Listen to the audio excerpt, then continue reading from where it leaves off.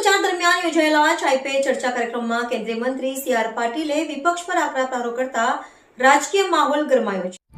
પાટીલે પોતાના સંબોધનમાં જણાવ્યું હતું કે ગઈ ચૂંટણીની જીતેલી 27 બેઠકો પણ આ વખતે જીતી બતાવો તો હું માની લઉં કહીને વિપક્ષને ખુલ્લો પડકાર આપ્યો હતો. તેમના નિવેદનને કારણે સુરતના રાજકારણમાં ચર્ચાનો માહોલ ઉભો થયો છે. આ દરમિયાન પાટીલે આમ આદમી પાર્ટી પર પણ નિશાન સાધતા દાવો કર્યો છે કે આવનારી ચૂંટણીમાં પાર્ટીનું સુપડું સાફ થઈ જશે. ચૂંટણી નજીક આવતા રાજકીય નેતાઓ દ્વારા અપાતા આકરા નિવેદનોને કારણે શહેરમાં રાજકીય ગરમાવો વધ્યો છે અને પક્ષ વિપક્ષ વચ્ચે આરોપ પ્રત્યારોપનો દોર તેજ બન્યો છે. રિપોર્ટર સાગર સોલંકી. ઉમેદવારો પોતાની વાત લઈને ભારતીય જનતા પાર્ટીએ કરેલા કામો ફક્ત સુરત મહાનગરપાલિકા નહીં, રાજ્યની અંદર પણ માનનીય મુખ્યમંત્રીશ્રી દ્વારા અને દેશમાં પણ માનનીય પ્રધાનમંત્રી શ્રી નરેન્દ્રભાઈ મોદી સાહેબ દ્વારા અને ગૃહમંત્રી શ્રી અમિતભાઈ શાહ સાહેબ દ્વારા જે વિકાસના કામો થયા છે, જે રીતે દેશને મજબૂત કરવામાં આવ્યું છે, જે રીતે નક્સલવાદને નાબૂદ કરવામાં આવ્યું છે, જે રીતે આતંકવાદ ઉપર કાબૂ મેળવવામાં આવ્યો છે અને વિકસતા ભારતને વધુ વિકસિત બનાવવા માટેના એમનું જે આયોજન છે એમાં મદરૂપ થવાય એવી વિનંતી સૌ મતદાતાને ઉમેદવારોએ કરવી જોઈએ અને એમના વાણી વર્તનમાં, એમના વ્યવહારમાં એ પ્રદર્શિત થવું જોઈએ. કોઈ આચકલાપણું કોઈ ઉમેદવાર એના વર્તનમાં ના કરે. કોઈ મતદાતા જો કદાચ કોઈ પ્રશ્ન પૂછે તો ચોક્કસ એનો જવાબ આપે, નમ્રતાપૂર્વક જવાબ આપે.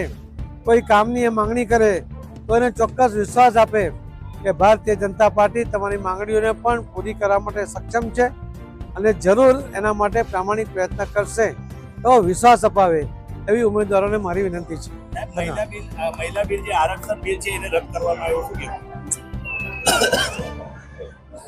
માનનીય પ્રધાનમંત્રી શ્રી નરેન્દ્ર મોદી સાહેબે દેશની મહિલાઓને વિધાનસભા અને લોકસભાની અંદર 33% રિઝર્વેશન મળે એના માટેનો એક કાયદો તો લાવ્યા હતા, પરંતુ એમાં પણ સીટ વધારીને 2029થી જે લાગુ કરી શકાય એના માટે જે એક બિલ લઈને આવ્યા.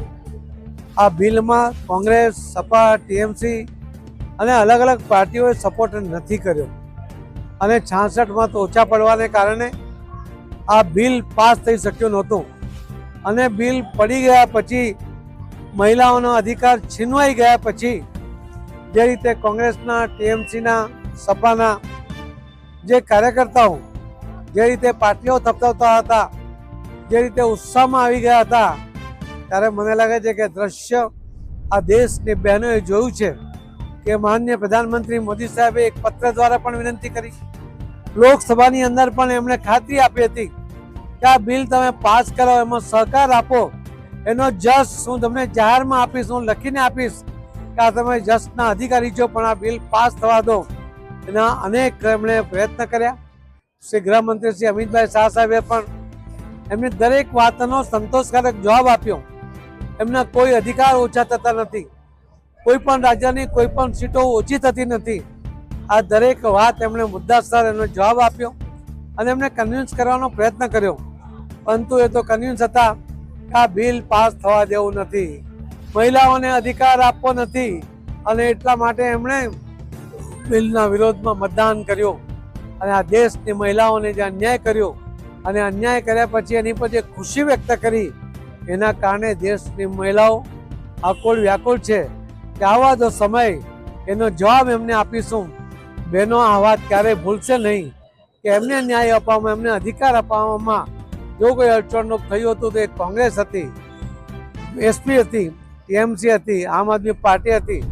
આ બધાને યોગ્ય જવાબ એ સમયસર આપવા માટે સંકલ્પ થઈને બહેનો આગળ વધી રહી છે, સમયની રાહ જોઈ રહી છે.